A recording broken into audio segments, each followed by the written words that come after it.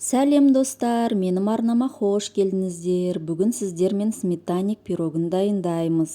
Бұл өте жеңіл, бір дайындағаннан ақ шығатын рецепт. Ең алдымен қамырын дайындап аламыз.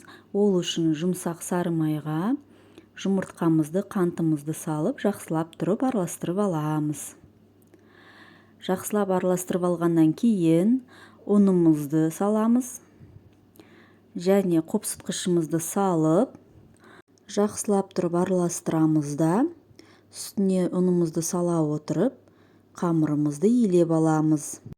Нәтижесінде өздеріңіз көріп отырғандай, өте жұмсақ, қолға жабыспайтын қамыр шығады.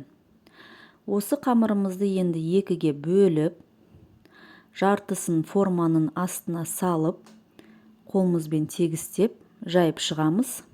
Ал қамырдың қалған жартысын форманың шетіне қарай жапсырып шығамыз.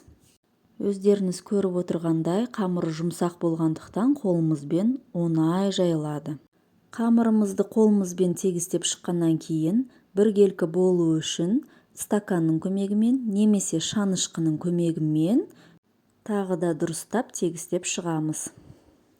Мінекей осымен қамырымыз дайын болды.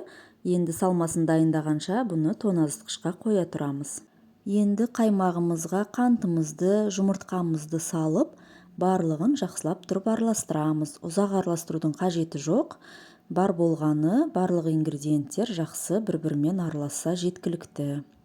Енді осы салмамызды формамызға құямыз да, 180 градуста алдын ала қызып тұрған пешке салып, 35-45 минут пісіреміз.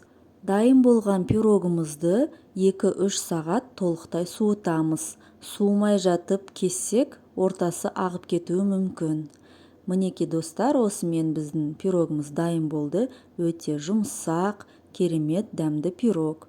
Достар, менің видеомды соңына дейін көрсеңіздер, менің арнама тіркеліп, лайк басып, комментарий жазуды ұмытпаңыздар.